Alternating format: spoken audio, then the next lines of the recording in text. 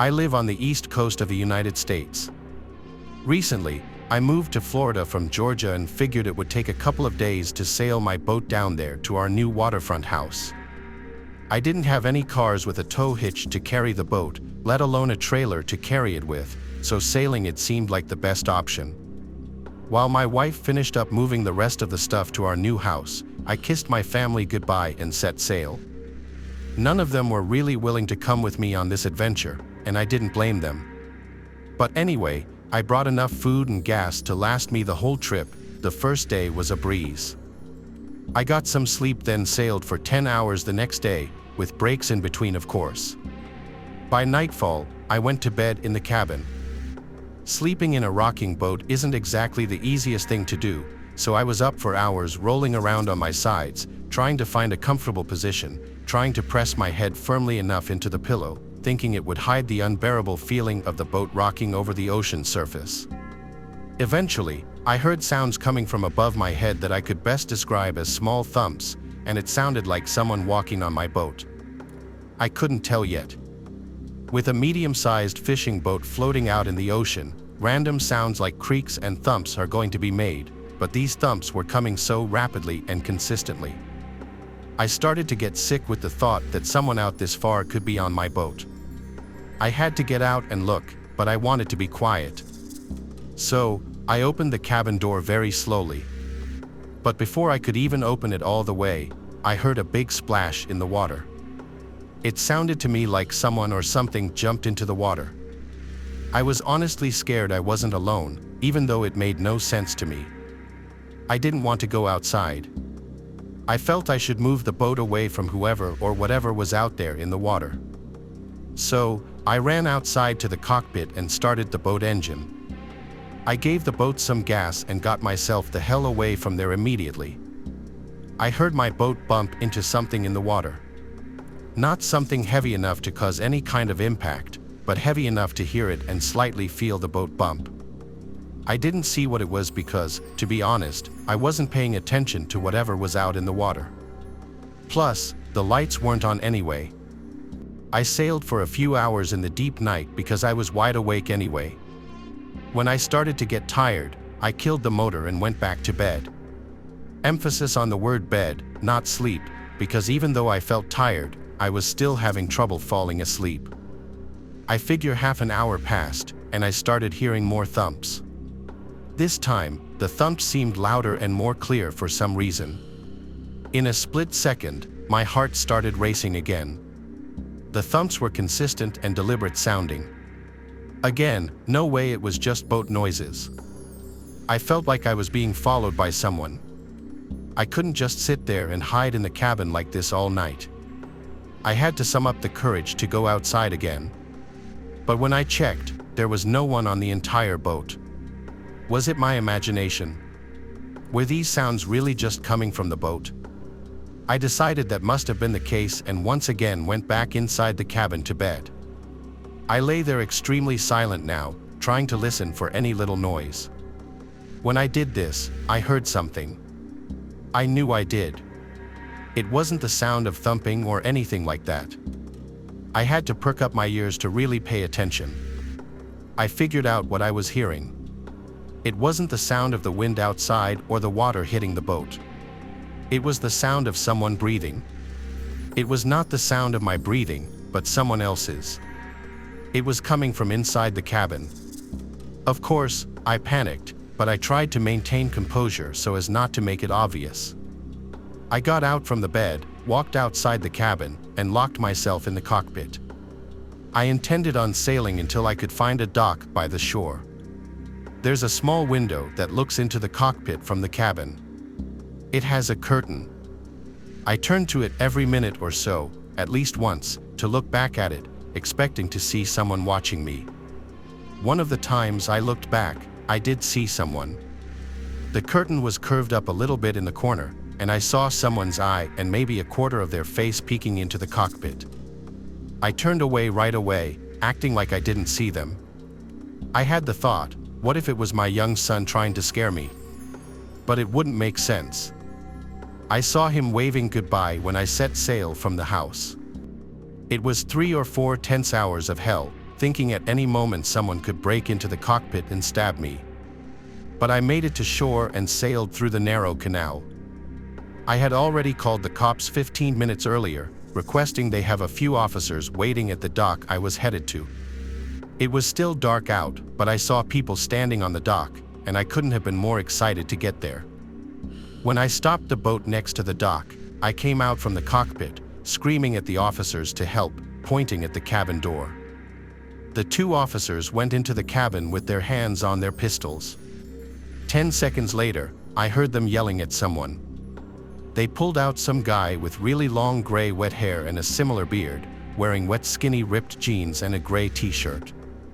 They had him in cuffs. As they walked him past me, he looked at me and just laughed this insanely off-putting laugh. The guy looked and sounded like a meth head, the best way I could describe him. The police questioned him, but he never answered anything as to how or when he got on my boat or what he was trying to do. But thinking back, when I heard breathing in my cabin, it's likely he was hiding under my bed, and that's the most horrifying thought imaginable. By then, I was exhausted and went back to my cabin and fell asleep right away. By late morning, I made it to the new house, and my nightmarish adventure was over.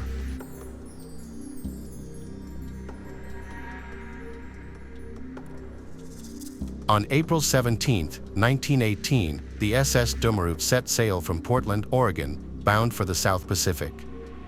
Owned by the U.S. Shipping Board, the 270 feet, 500-ton wooden steamer would transport goods between the United States and the many Philippine islands approximately 7,000 miles to its east. Its manufacturers, the Grant Smith Porter Ship Company, had high hopes for their creation, but right away, ill omens prompted hushed concern.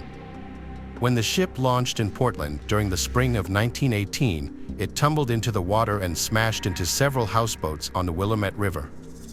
The ship's captain, a hardy Scandinavian named Ola Berenson, dismissed the apprehensions of his anxious crew members, and they set sail for San Francisco during the finer climes of the late summer. The Reup departed the United States in September of 1918, made a stop in Hawaii, and then sailed on to Guam. Finally, on October 16th, the ship sailed out of Guam's Opera Harbor destined for the Philippine capital of Manila. Only then was it loaded up with its final cargo, which just so happened to be several thousand gallons of gasoline and a monumental shipment of trinitrotoluene, more commonly known as TNT. As the Reup pulled out of Opera Harbor, heavy storm clouds gathered on the horizon. Then, before long, the storm broke in earnest. The Reup crashed through the roaring waves of the Philippine Sea, its crew battling the elements to keep her afloat. Then suddenly, disaster struck. A bolt of lightning streaked through the sky, striking the Reup's wooden deck and setting off a chain reaction that ignited both the shipment of gasoline and the crates full of dynamite. In the years that followed, survivor Theron Bean stated that the forwardmost portion of the ship simply erupted into flame following the bright white flash. Soon after, the call went out to abandon ship. The ship's crew rushed aboard its 3 life vessels, which consisted of a small raft and 2 boats. But in their panic, the men failed to evenly distribute themselves between the 3 vessels. This meant that while one of the lifeboats departed with just 9 people aboard and 11 empty seats, the other became dangerously overloaded with over 30 terrified sailors hanging on for dear life. Soon after, the 3 vessels were separated by rough seas. On October 26, 1918, the Sunday Oregonian reported that Captain Berenson, his second mate, and 3 crew members had been found alive and well. They had been picked up by a transport ship just 9 days after the Reup exploded. Their quest for survival was over. Their shipmates, on the other hand, were not so fortunate. Theon Bean, who found himself crammed aboard the boat of 32, stated that they rode through the night until finally, the rising sun revealed Guam on the horizon. Yet, the Reup's survivors were horrified when a sudden change of wind and currents sent their boat off course, floating aimlessly in the Philippine Sea. The men's hopes were reignited by the sudden appearance of a passing steamer. They began frantically rowing in its direction, waving and shouting as they went, but frustratingly, they remained unspotted as it sailed past them and into the distance. For the next few days, the sailors hoped and prayed for favorable winds. But as time passed, the situation grew critical. Their daily rations allowed for only 2 tablespoons of water and 1 piece of hardtack. Then, after 7 days of drifting, they found themselves too weak to row. Around 2 weeks into their ordeal, the first of the survivors began to die from exposure. 3 days later, they ran out of hardtack, while the heavens had failed to provide them with a single drop of rain. Some grew so thirsty that they began to drink salt water. All who did so died in agony just hours after their first sip. Other savvier sailors fashioned a makeshift catchment device, otherwise known as an evaporator, using their shoes, the boat's oars, along with some spare wood they'd managed to chip away from it, with which to fuel a small fire. It was a creative but futile attempt to replenish their water supplies. Ultimately, they decided that desperate times called for desperate measures. After a brief but confrontational discussion, one of the starving sailors took a rubber hose from a bailing pump and fashioned it into a makeshift fishing line. He then took a knife and began carving off pieces of his dead shipmate's flesh. After tying the meat to the improvised fishing line, he used it as bait to attract nearby schools of fish. Eventually, a group of dolphins passed by. After luring one ever closer with the tempting taste of human flesh, the sailors speared it, killed it, and butchered it. Thean Bean later wrote that the dolphin's meat and moisture were warmly welcomed but scarcely commended the method by which it was obtained.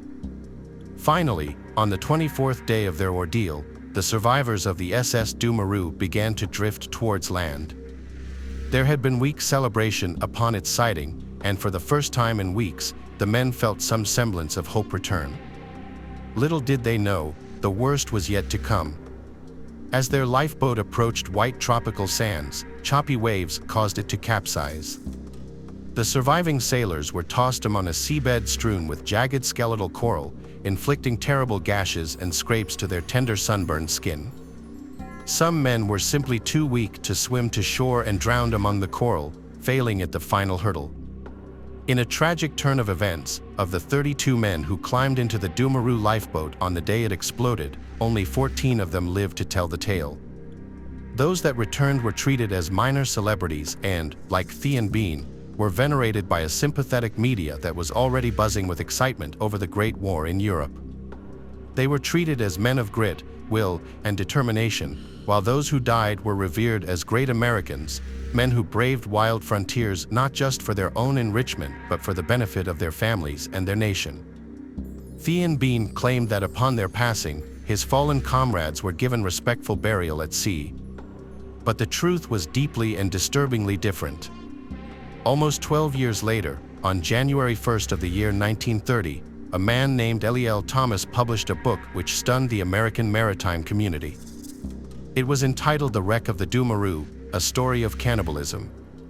In his book, Mr. Thomas claimed that after extensive interviews with one of the ship's survivors, who wished to remain anonymous, it was quite certain that the shipwrecked sailors of the SS Doomuroo had resorted to cannibalism in order to survive. The book caused outrage and indignation among vast swaths of the American public, so much so that a reporter from the New York Times was tasked with verifying Mr. Thomas's account. This reporter subsequently discovered that not only was Mr. Thomas's source a reliable one, being the Doomuroo's assistant engineer Fred Harmon, but his narrative was identical to the U.S. Navy's own official version of the incident.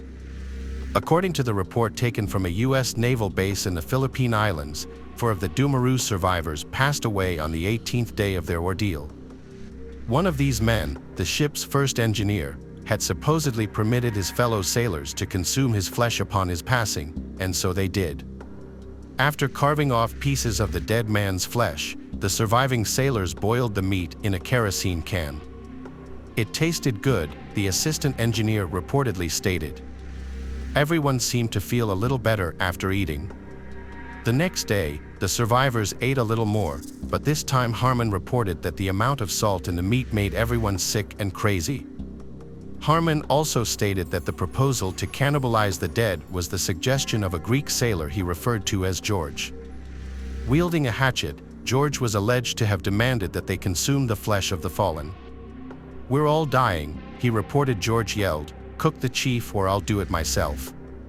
Finally, on the orders of the Dumo first mate, George the Greek prepared the flesh of the dead men for consumption and did so under the watchful eye of a lieutenant named E.V. Holmes.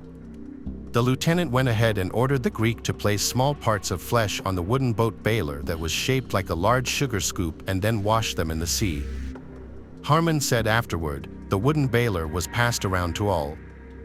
Harmon went on to state that George the Greek ate first and then, I quote, offered the flesh to Holmes, who took it and ate it, thereby showing the rest of us that he desired us to do likewise.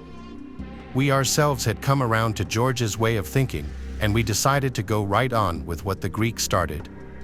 Though the men had initially been horrified at the idea of eating their crewmates, they eventually agreed that it was, and I quote, the only possible means of saving our lives, and for our comrades, it was a fate not much worse than to be eaten by sharks. After eating the head engineer, they allegedly also ate a Hawaiian mess boy who had grown so weak that he couldn't move.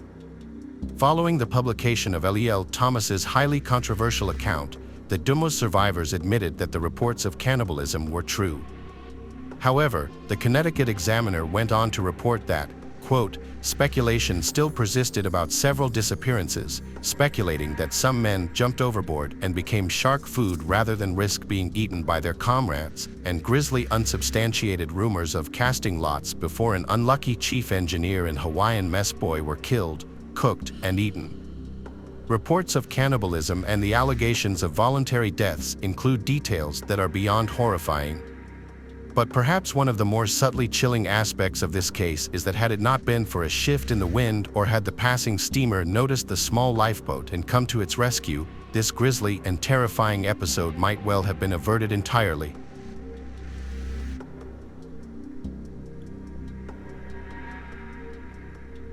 Back in the late summer of 2007, I was working on a tugboat that was assisting an oil tanker off the coast of Louisiana. There had been some storms and rough seas, so as much as we weren't in any danger, our tug had been helping to stabilize the tanker, which was way more vulnerable to the large waves. I always loved the water, and I still do, but on the morning of August 10th, as we were guiding that tanker along the coast, something put that love to the test in a big, very bad way. I was in the bathroom when it happened, probably the worst place you can be when you get hit by a freak wave. I had been awake for maybe no more than 5 to 10 minutes, and then out of nowhere, everything got turned upside down. 1 second the toilet was on the floor, and the next, it was on the ceiling. I tried to open the door to the bathroom, but all the lights suddenly went out, and I could hear the bathroom slowly filling with water. I couldn't tell if it was blood or seawater stinging my eyes.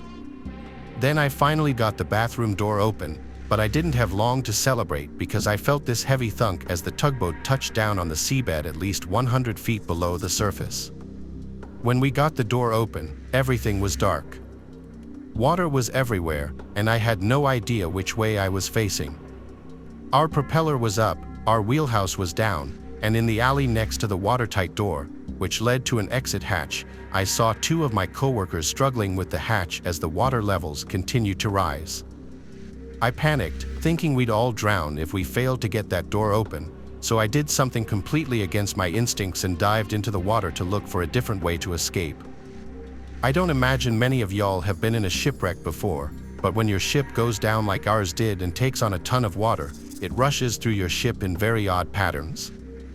Imagine pouring a gallon of water into an ant farm and watch how it reaches some tunnels faster than others and creates little air pockets here and there. Well, that's how I managed to get swept into a second bathroom, this one attached to the second engineer's cabin. With the door having been swept shut as I pulled into it, it created one of those air pockets I had just mentioned. At first, the water continued to rise, and I thought that I was going to be trapped in there and drown, but to my relief, it didn't fill the bathroom completely.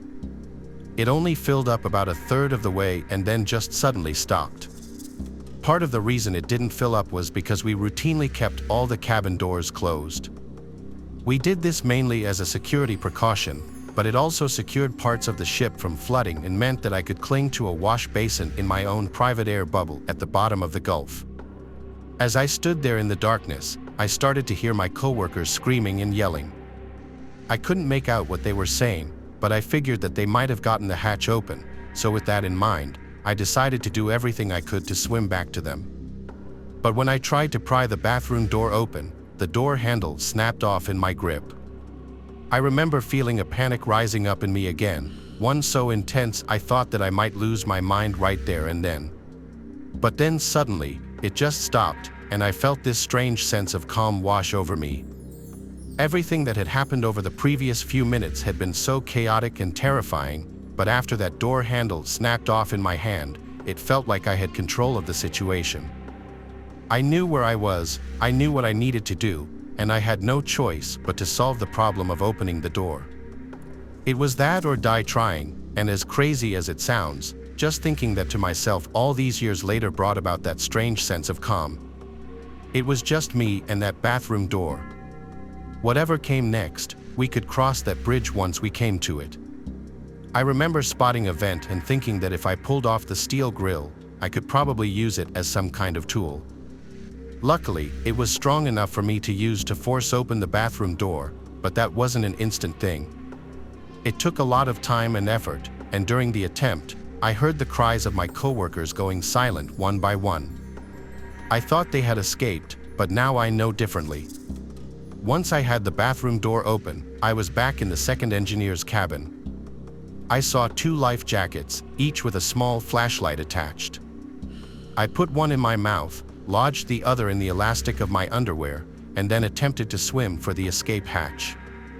Outside of the cabin, all the corridors were full of water with no air pockets for me to use, meaning every time I ran out of breath, I had to stop trying to open the hatch and swim back to my air pocket in the engineer's cabin to take a breath.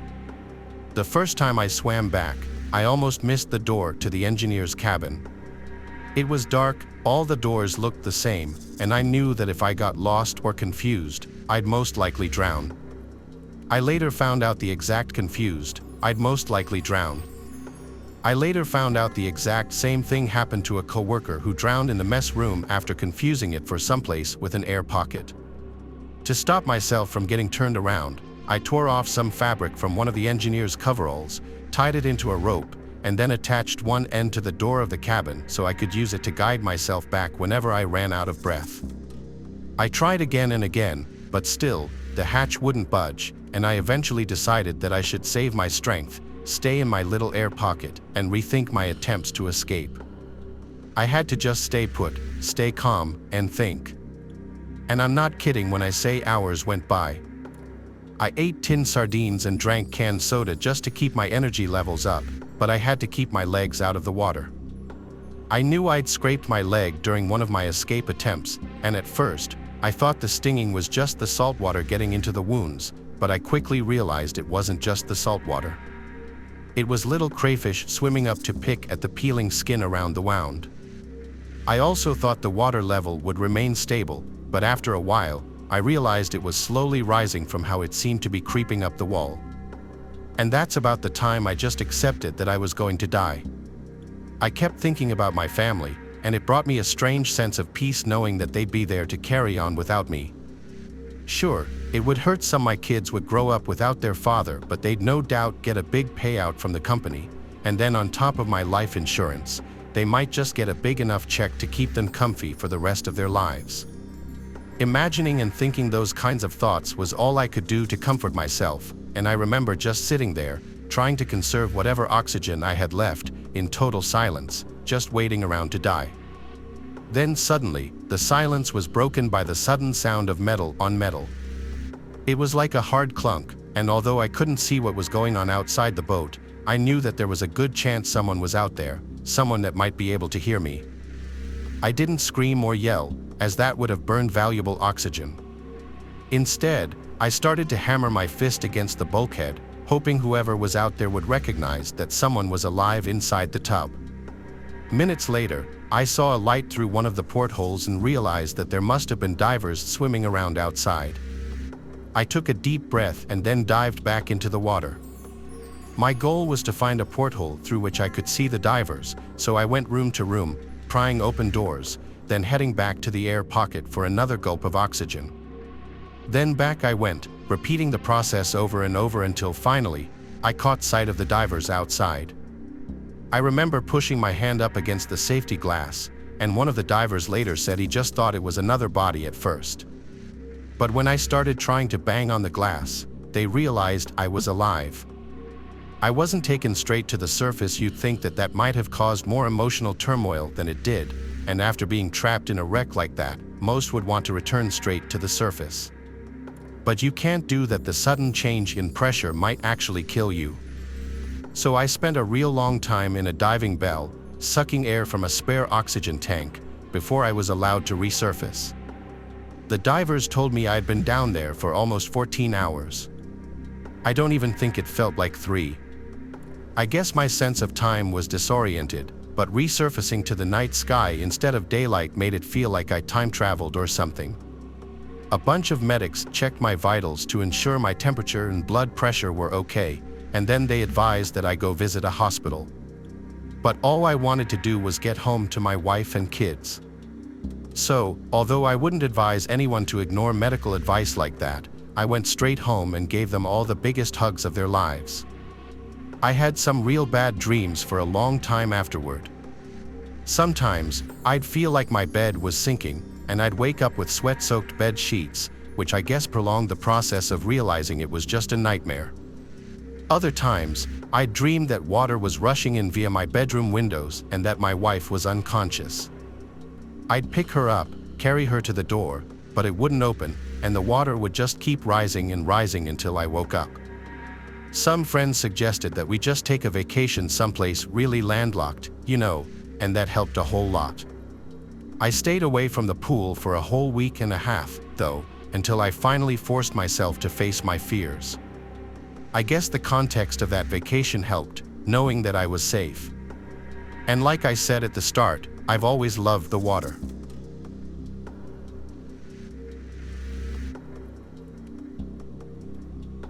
When I was 14 years old, my family and I went on a boating trip out of Melbourne's western Port Bay. I remember being at the helm with my father, steering the little boat over the waves, and then the next thing we knew, my big brother was shouting that water was coming and happened so fast. Mom and Dad were shouting for us to stay together, and then suddenly, the boat tipped over, and we were in the water. We later found out that the bottom of our boat had been almost completely rotten and that its owners had been extremely and willfully negligent in renting it to us. We had no choice but to start swimming. Since it was late in the evening, no one had seen us go down, so it was up to us to rescue ourselves. I was a reasonably good swimmer, and we all had life jackets on, but it was still around 2 miles back to shore. Land looked like it was a long, long way away. Darkness fell as we were swimming, but my dad started to struggle, and my big brother swam back to try and help him. My mom and I stuck together and kept going, but we soon lost sight of my father and brother.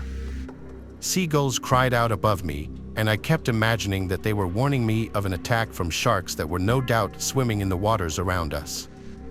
I could see land, but it didn't seem to get any closer. Finally, after more than 3 hours in that water, I felt the sandy bottom against my feet.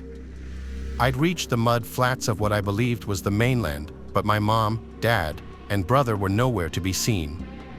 I was weak, cold, and exhausted. I dragged myself through the mud, which at some points was almost up to my waist, and this was even more terrifying than the swimming. The mud kept on sucking me down, and I was terrified that I'd sink and be suffocated. My muscles ached, my lungs burned, and I felt like I was about to pass out at points, but at the same time, I knew the clock was ticking, that it was essentially down to me and me alone to get help from my family. The clock was ticking in my head, and I needed to get my family the help they badly needed. When I finally made it ashore, I realized that I was on French Island, an island with an old disused prison on it that has only about 40 people on it. I ran through the bushland, using up the last reserves of my energy, it felt like, and feeling thorns scratching against my legs and arms. I ran for a long time too, stopping every so often to catch my breath before continuing through the bush. Finally, I found a house, and after banging on the door, someone opened it, and I told them what had happened. I just remember crying and crying as they tried to comfort me and how I begged them to help find my family. They told me everything was going to be okay and that they'd contacted the Victoria Coast Guard. I appreciate that they were just trying to console me, but I knew they were wrong. The next morning, the bodies of my mom, dad, and older brother were recovered from the water off the coast of Fairhaven. Words can't express how devastated I was, and I was filled with this overwhelming survivor guilt, thinking that I should be the one dead. For 5 long years, I was a wreck, and I think I might be dead from drink and drugs if it wasn't for the birth of my first kid. For a long, long time, I avoided any kind of large body of water, which included swimming pools, before my therapist suggested that I undertake some exposure therapy. This would involve brief trips to a local pool, but at first, my anxiety was so bad that even if my head was above the water, I just couldn't breathe. I tried for 4 months, but nothing worked until a local swim coach heard my story and offered some help. Over the next year or so, the therapy started to chip away at my fear until finally, I was able to look at the sea without feeling like I was about to have a panic attack. My proudest moment has been taking part in a charity swim across the Reup, which is an infamously rough stretch of water. We helped raise money for a domestic violence charity here in Australia, which is a cause very close to my heart for reasons that could well make for another true scary story. It might have taken me 20 years, but I no longer let my fear control me. I now understand that what happened wasn't my fault, but the irony of needing water to heal the very trauma that it created has never been lost on me.